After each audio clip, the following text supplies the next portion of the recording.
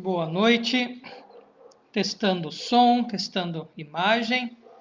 Depois de algum tempo voltando a transmissão no Facebook, vejamos se funciona.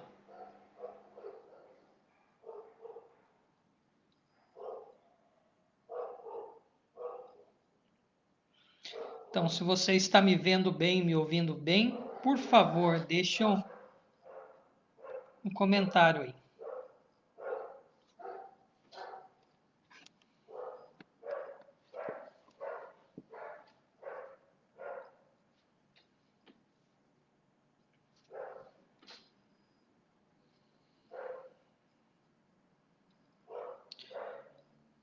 Lembrando que os nossos vídeos estão disponíveis também no YouTube. Depois este, mais tarde, estará disponível também no YouTube, bem como as canções lá no nosso canal da Igreja Presbiteriana de Blumenau.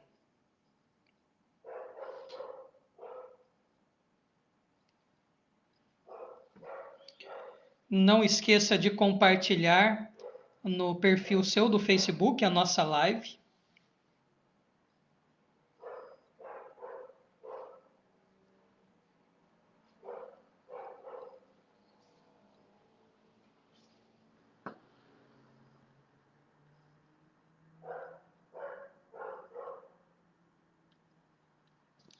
Então, boa noite a todos e todas. Sejam bem-vindos, sejam bem-vindas.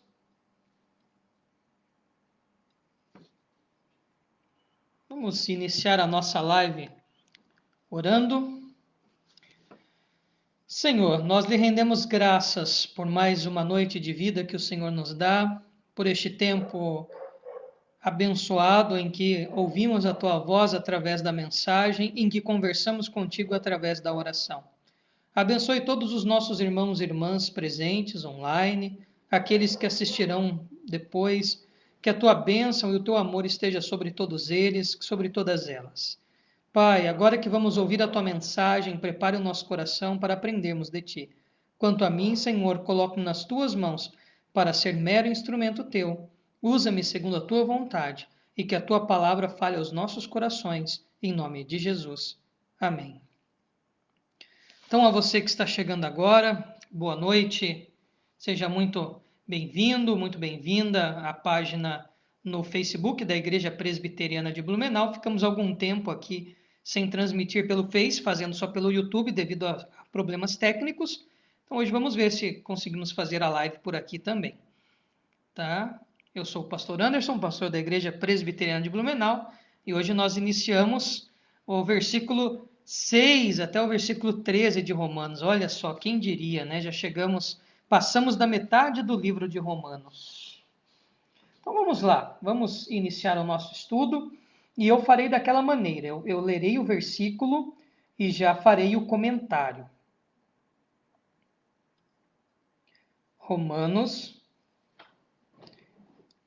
capítulo 9, versículos de 6 a 13. Romanos 9, de 6 a 13.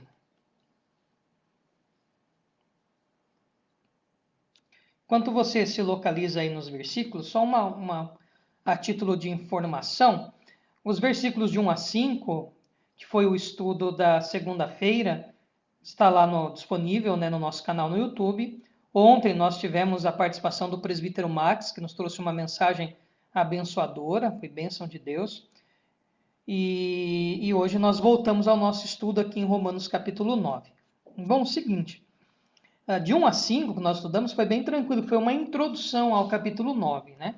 E no capítulo 9 nós vamos trabalhar com alguns temas que às vezes são um pouco difíceis, né? Que é a questão do eterno decreto de Deus, da eleição, predestinação e etc. Tá?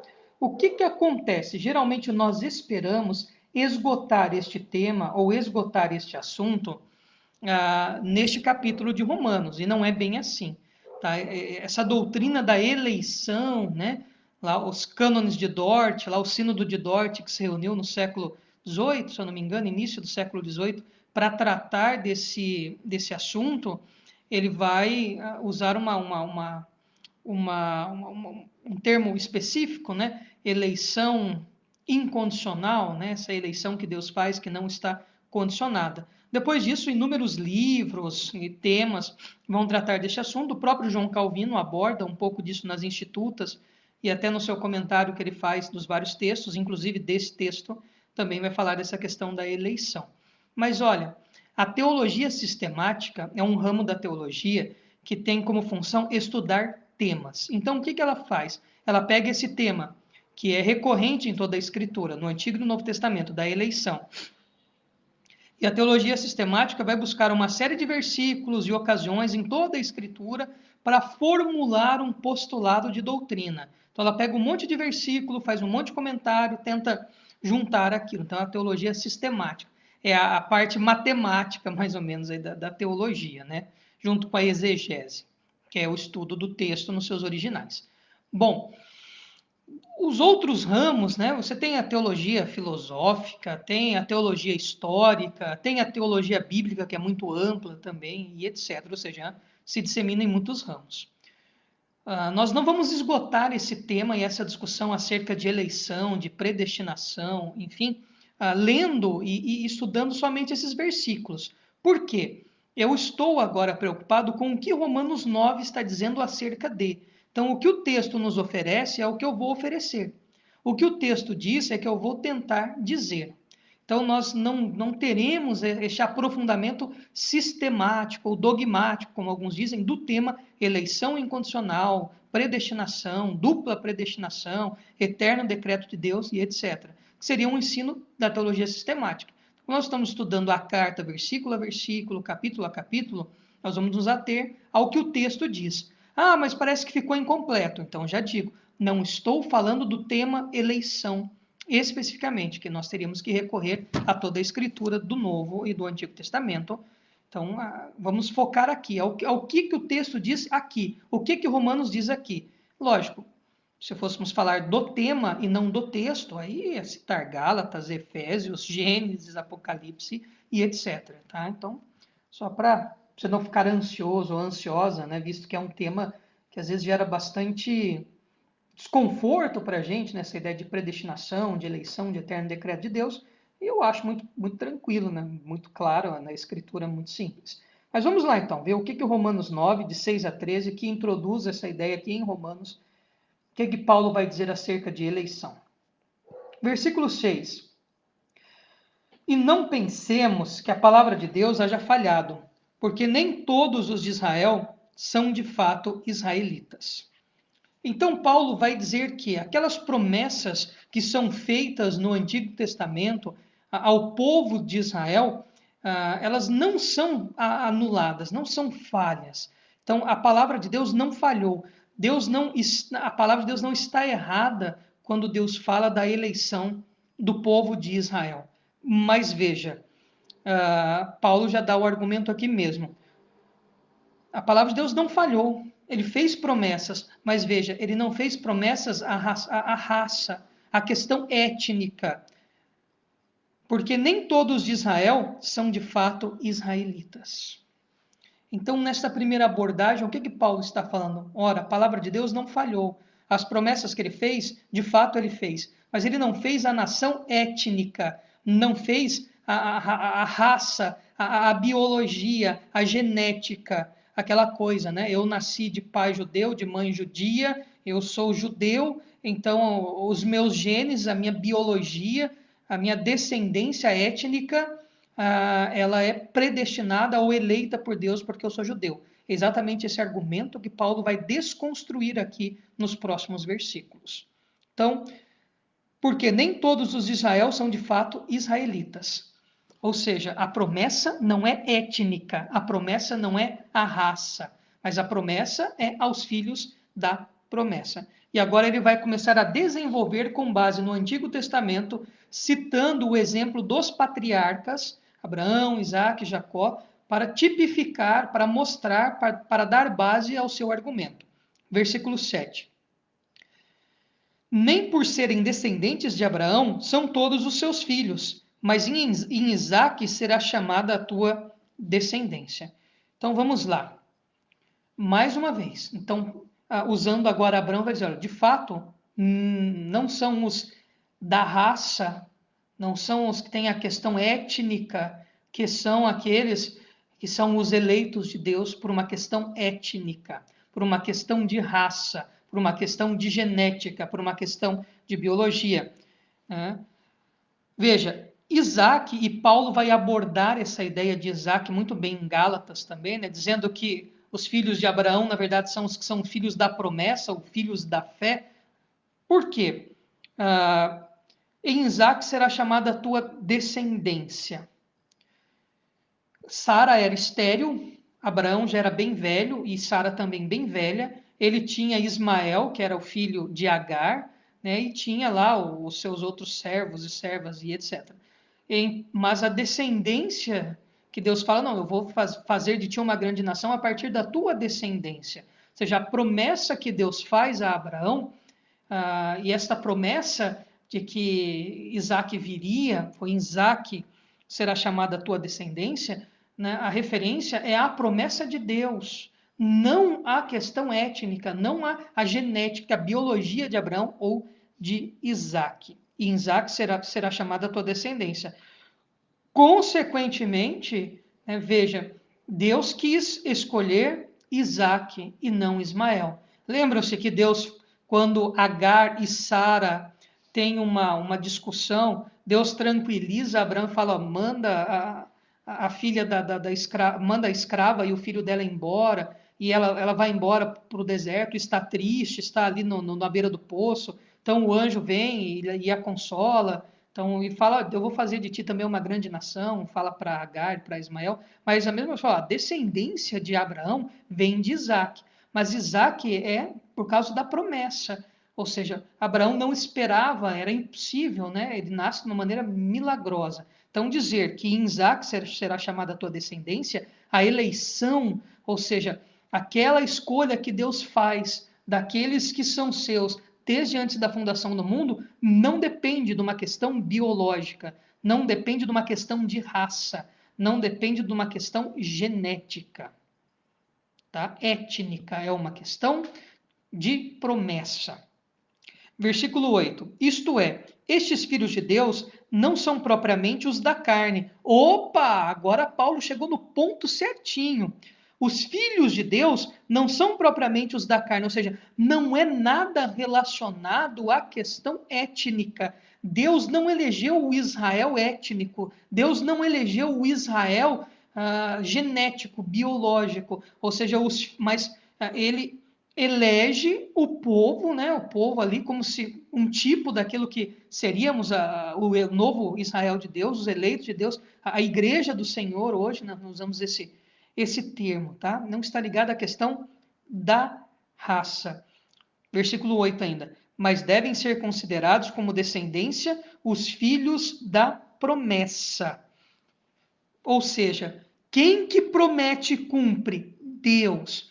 Paulo está deslocando qualquer interferência humana no princípio do eterno decreto de Deus, na sua soberana vontade em eleger, ou seja, salvar quem ele quer. Não há interferência humana. Os filhos de Deus verdadeiros, né, devem ser considerados como descendência os filhos da promessa. Versículo 9. Porque a palavra da promessa é esta: por esse tempo virei e Sara terá um filho. Ou seja, humanamente falando, era impossível acontecer isto. Sara era estéril e eles eram extremamente avançados em idade. Isaac vem a partir de um milagre, ou seja, da promessa. Deus quis escolher Isaac. Ponto. E Ismael? Aí já não é departamento nosso, é uma questão de Deus. É uma questão de Deus com aquilo que é dele, que ele faz da maneira que ele quer. E aí, qual é a promessa que Deus faz a Abraão, que é a vinda de Isaac? Mas veja, Isaac não nasce por causa da condição normal e biológica, porque biologicamente era impossível tal nascimento. Não era nem improvável, era impossível mesmo, né? E Deus faz isso acontecer para mostrar que a eleição, ou seja, o eterno decreto de Deus quanto a escolher o seu povo, não está ligada a uma nação, mas está ligada a uma promessa. Não está ligada à biologia, mas à promessa que ele faz. E aí vem Isaac. E aí você poderia dizer da seguinte maneira: ora, mas você pode imaginar assim, mas é muito fácil comparar. Isaac era o filho legítimo e Ismael era o filho de Agar, ou seja, filho da concubina, filho da escrava. Então é óbvio que Deus iria escolher Isaac e não Ismael. Poderia usar esse argumento até. Pô, mas é óbvio, esse é o filho de Abraão e Sara, esse é o descendente legítimo. E daí qualquer judeu que é bem forjado essa questão de se achar especial só pelo fato de ser judeu, né? Pertencer a esta raça, a esta origem étnica, né? Pô, mas claro, o outro é filho da escrava. Então, para deixar bem claro que não é este o sentido, agora Paulo vai continuar usando o Antigo Testamento e a própria continuidade da história dos patriarcas para referendar, ou seja, para dar peso à sua explicação quanto à eleição divina, quanto ao eterno decreto de Deus à salvação. E não ela somente, mas também Rebeca, ao conceber de um só Isaque, nosso pai. E ainda não eram gêmeos nascidos, nem tinham praticado bem ou mal, para que o propósito de Deus quanto à eleição prevalecesse, não por obras, mas por aquele que chama, já fora dito a ela: o mais velho será servo do mais moço, como está escrito: amei Jacó, porém me aborreci de Esaú. Então veja, para dar mais peso à sua argumentação, agora Paulo vai se valer do nascimento dos gêmeos Isaac, Jacó e Esaú. Agora já não há mais aquela questão que talvez poderia ser um elo frágil na argumentação a partir de Abraão. Tá, mas Isaac era o filho legítimo. Não sou filho de Ismael. Opa, vamos olhar aqui. Mas agora a ideia de Jacó e Esaú, eles eram gêmeos, filhos legítimos de Isaac e de Rebeca. Os dois etnicamente judeus, biologicamente judeus, geneticamente judeus. Se fizesse DNA de ambos, daria-lhe 99,99% certeza de paternidade de Isaac e 99% certeza de maternidade de Rebeca. Então agora ele vai usar o argumento do nascimento dos dois para falar de algo que às vezes se torna um pouco difícil, mas veja, o texto bíblico não é tão difícil assim, é até claro. Eu estou lendo na Almeida Revista Atualizada ainda, que é um português bem mais rebuscado, mas mesmo assim fica claro. E ainda não eram os gêmeos nascidos, ou seja, o que está dizendo? O que está dizendo o apóstolo? O eterno decreto de Deus quanto à eleição, quanto ao povo que ele escolheria para salvar, está fora do tempo.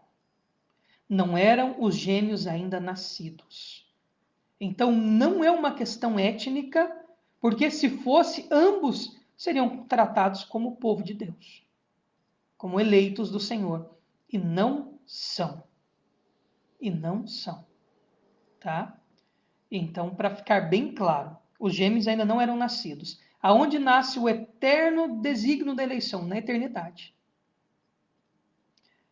Então, não cabe ainda aquele outro argumento, nem tinham praticado o bem ou o mal.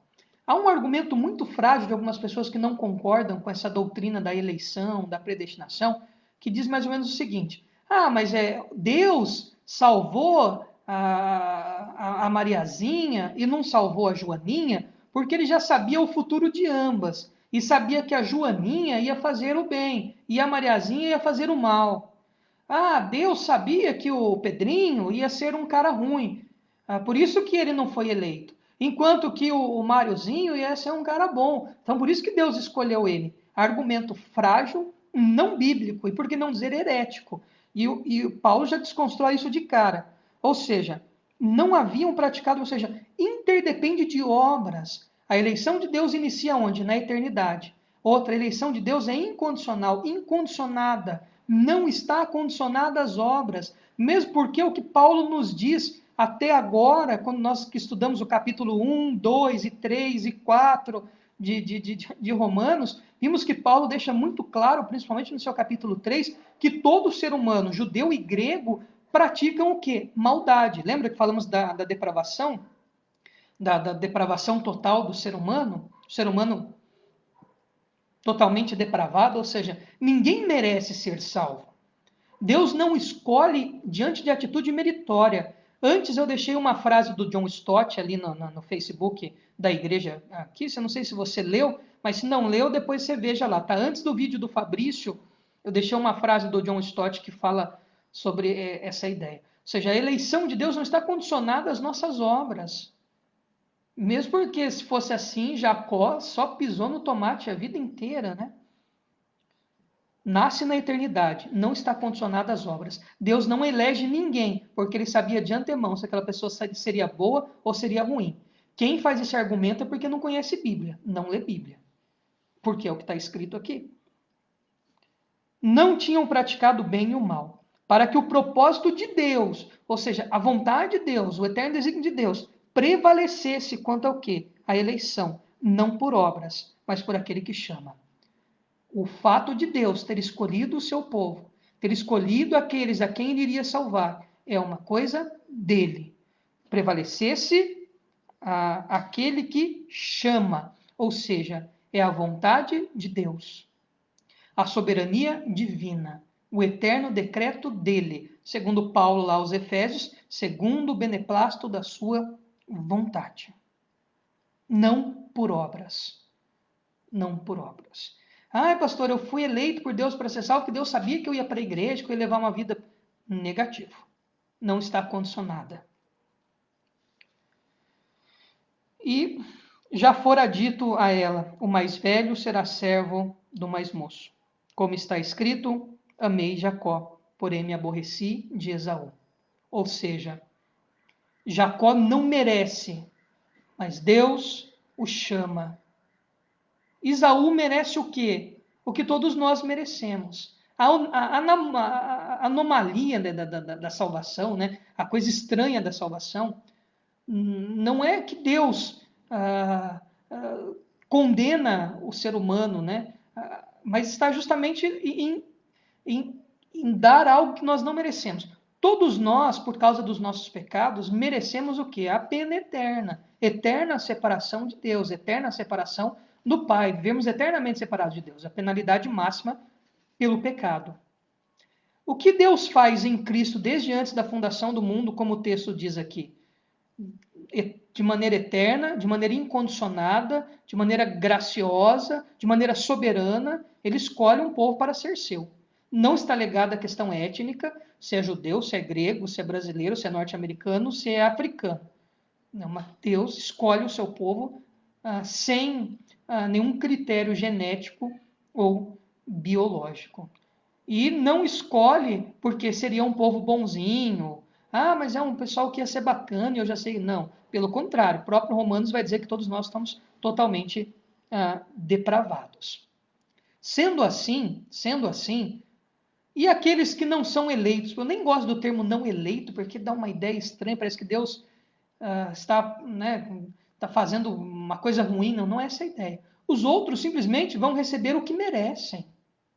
Nós é que recebemos o que nós não merecemos. Nós merecíamos, igualmente com todo outro ser humano, sermos eternamente condenados por causa do nosso pecado. É aquela coisa, o sacrifício de Cristo é suficiente para salvar o mundo todo, mas ele é eficiente para os eleitos, para aqueles a quem Deus chama. Chama soberanamente, incondicionadamente, antes da fundação do mundo, etc. e etc. Nós chamamos da vocação eficaz. Desde antes da fundação do mundo, Deus nos chama. Tá? E essa ideia do aborreci de Esaú não significa que Deus, que vai contra a própria natureza de Deus, Deus odeia Esaú, então eu quero o mal de Esaú. Pelo contrário, Esaú simplesmente vai receber o que ele merece. Essa é a ideia, né? Essa é a divagação que às vezes nos assusta. Nós é que somos a parte estranha nisso aí, porque nós recebemos o que nós não merecemos, estarmos com Cristo. Para o quê? para que o propósito de Deus quanto à eleição, o termo eleição aqui é indiscutível, tá? O termo grego aqui é indiscutível. Eleição é escolher antes, é escolher, é estabelecer, é decretar. Ou seja, eu escolhi. E quem escolhe é Deus. Tá? Para quem não acredita, me desculpe. Prevalecesse, não por obras, mas por aquele que chama. E esse texto, ele é a primeira parte de algo que vai ser agora melhor detalhado, né, nos próximos versículos. Então, nós vamos trabalhar daqui a pouquinho, né, amanhã, se Deus quiser, os versículos de 14 a 18, e assim nós vamos caminhando até o finalzinho do capítulo 9. Então, eu quero concluir essa nossa primeira parte hoje, tentando resumir de uma maneira que você entenda a coisa prática. Então, vamos lá. Vamos ver se você consegue pensar comigo. Há uma linha, ainda hoje presente em algumas igrejas evangélicas, que acha que todo indivíduo que é etnicamente judeu, ou seja, que é biologicamente judeu, é salvo porque é judeu. Como se o fato de ser judeu por si só, ou seja, você receber esta etnia judaica, você ser biologicamente, geneticamente judaico, você já é salvo, já é escolhido de Deus. O povo de Israel pensava isso também no Antigo Testamento. Só o fato de nós sermos judeus, nascermos judeus, nós já somos de Deus. E agora Paulo vem e desconstrói isso aí. E vai dizer o quê? Negativo. Negativo. O propósito da eleição de Deus não é uma questão de biologia, de genética, de raça, é da sua soberania. É porque ele quis. É porque ele quis e como ele quer, tá? Então ele escolhe brasileiro, escolhe francês, escolhe judeu também.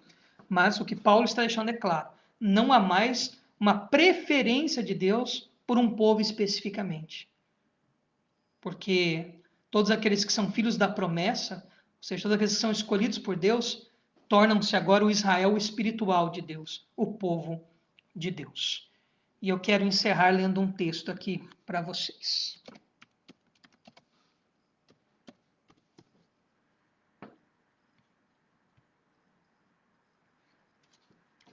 Então vamos lá.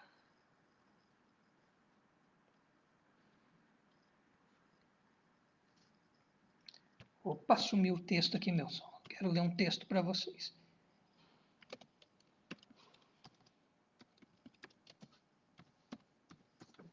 Some não o texto. Aí, agora sim. Tá? Vou ler um texto aqui. 1 Pedro 2,9.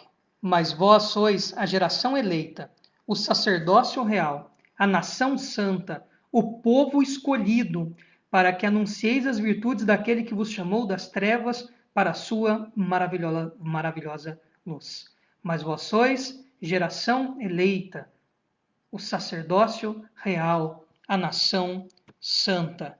E Pedro está se referindo a quem? A todos aqueles que são salvos. A todos aqueles que são salvos. Então, esses primeiros versículos resume dessa maneira. Não é a salvação e a eleição de Deus não está condicionada a uma questão biológica, étnica, de raça, mas à vontade soberana dele, à escolha dele. E nós vamos depois desenvolver um pouco mais esse raciocínio da eleição a partir de Romanos. Então vamos lá, nossos pedidos de oração. Eu vou ler aqui, caso não apareça algum para mim, a Aline vai ficar atenta ali também nos comentários.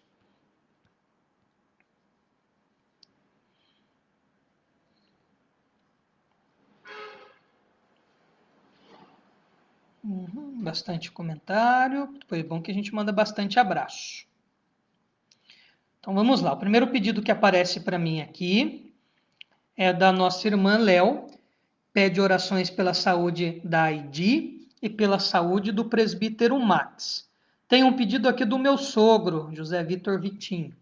Orações ao Luciano da Saúde, que está com o coronavírus, está internado e já está entubado, tá?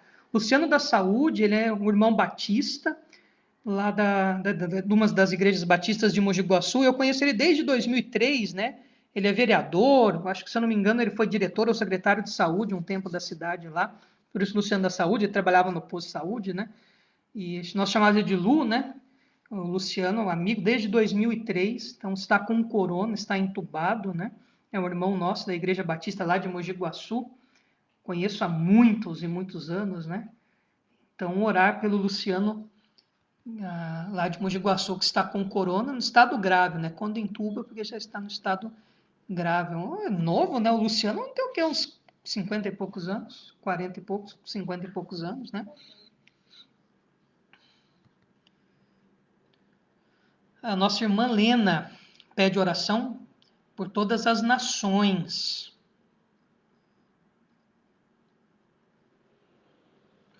O nosso irmão Max, ele continua pedindo oração pelo pastor Júnior, né? Nós temos orado, que ainda está internado, ele sofreu um infarte. A Priscila, ela pede oração pela sua sogra, pela Dona Maria, que continua entubada, né? Então, orar pela Dona Maria, que também está entubada devido ao corona. Então, nós vamos orar pela vida da Dona Maria. Tem mais algum pedido, Aline, que não apareceu aqui para mim? Às vezes apareceu para você? Da Léo. Sim, da Léo pela saúde da Aidi e do Max. Tá. Então, nós vamos orar aqui pelos pedidos e depois, ao final, nós vamos mandar um abraço. Se você ainda não comentou aí, comente para a gente poder mandar um abraço para você depois. Eu vou orar de olho aberto para eu poder ler aqui os pedidos certinhos, tá? Já disse lá no YouTube, digo aqui também, tá? Não é pecado fazer oração de olho aberto, não há uma regra, né? Então, vamos orar. Senhor, neste momento nós intercedemos pela nossa irmã Leonilda, por toda a sua família e de maneira especial pela amiga Aidi.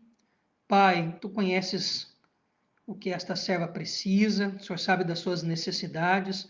Colocamos nas tuas mãos, ó Pai. Toma a Aidi nas tuas mãos, ó Deus, e cura, restabeleça a sua saúde, segundo a tua vontade, para honra e glória do teu nome, Senhor. Abençoe a Aidi e toda a sua família. Abençoe o presbítero Max, a recuperação dele de sua cirurgia, que ele se recupere bem. Toma o teu servo nas tuas mãos. Restaura, Pai, plenamente a sua saúde física. Cuida do teu servo, Deus, e que todas as suas necessidades, ó Pai, sejam supridas, ó Deus, segundo a tua vontade.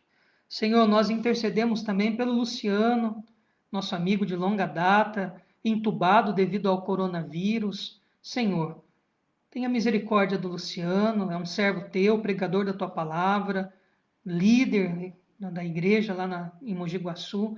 Pai, tenha misericórdia dele. Senhor, nós cremos que o Senhor tem poder para curar, mas entendemos, ó Deus, que a tua vontade deve prevalecer sempre. Pai eterno, toma a família nas mãos desse momento, que com certeza está abalada, preocupada. Pai, cuida do teu servo e da família desse momento tão difícil. Senhor, abençoe também a minha sogra, Alice, abençoe meu sogro, o Vitinho, derrama bênção sobre eles, cuida, Pai, da sua saúde também, guarda-os, livra-os de todo mal e esteja com eles todos os instantes, ó Pai, e que todas as suas necessidades sejam supridas em Ti, ó Deus, que a Tua provisão esteja sempre sobre a vida da Alice e também do Vitinho. Pai, abençoe a Lena, o Mateus, o presbítero Paulo, derrama a bênção sem medida sobre a vida deles. Intercedemos por todas as nações, ó Deus, que nesse momento difícil sofrem impactos terríveis na saúde, na saúde emocional, devido à perda de tantas pessoas que estão padecendo por causa do corona, impactos financeiros, impactos políticos. Deus eterno, seja misericordioso com todas as nações. Abençoe em especial o Brasil, ó Deus. Toma nas tuas mãos a nossa pátria. Deus eterno, que a tua grande graça, o teu amor esteja estendido. Seja misericordioso com a nossa nação. Pai eterno, nós continuamos a pedir pelo pastor Júnior, pela sua recuperação. Pai, ainda está internado. Deus, que ele se recupere bem, rápido, volte ao aconchego do lar. Cuida do pastor Júnior, da sua esposa, de toda a sua família. Deus eterno, Derrama bênção sobre a vida deste teu servo. Pai, continuamos clamando pela vida da Dona Maria, entubada. Pai eterno, toma nas tuas mãos, cura segundo a tua vontade. Abençoe o Alessandro, abençoe toda a família, Pai. Abençoe a Dona Maria junto com toda a sua família. Abençoe a Priscila, abençoe a tia Clarete, abençoe a Daiane, o Dudu, a Laura, o André, o Andrezinho. Derrama bênção, Pai, sobre toda esta família. O tio Zé, Pai, cuida deles. Fortalece e protege-os em nome de Jesus. Amém. Então vamos mandar os nossos abraços. Então um abração para nossa irmã Adna Duarte, para o seu esposo. Deus abençoe, Adna. Muito obrigado pela companhia. Um abração para nossa irmã Marlene Vieira. Para o nosso irmão Carmelito Zimmermann, lá membro da segunda igreja, né? Igreja Presbiteriana Filadélfia. Deus abençoe muito, viu, meu irmão? Um abração para ti, para o pastor Márcio. Um abração para a Rose Andrade, para o seu Valdemar. Deus abençoe, viu, seu Valdemar? Muito obrigado pela companhia. Um abração para a Priscila, né? A nossa prima. Um abração para ela, para o Dudu. Um abração para a dona Zeni, para o seu Dino, para a Ana, lá de Xanxerê, né? A Priscila, lá de Mogi Guaçu. Então, um abração para a Zeni, para o seu Dino, também para a Ana. Um abração para a Flávia de Oliveira, que Deus abençoe. Para a tia Efigênia, que nos assiste lá de Águas de Lindóia, e para o Chico. Um abração, viu, tia Fi?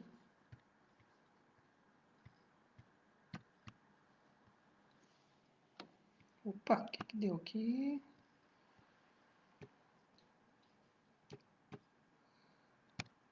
Voltou. Tinha travado aqui minha barra de rolagem. Então, um abração para a tia Clarete, que Deus abençoe, tia Clarete.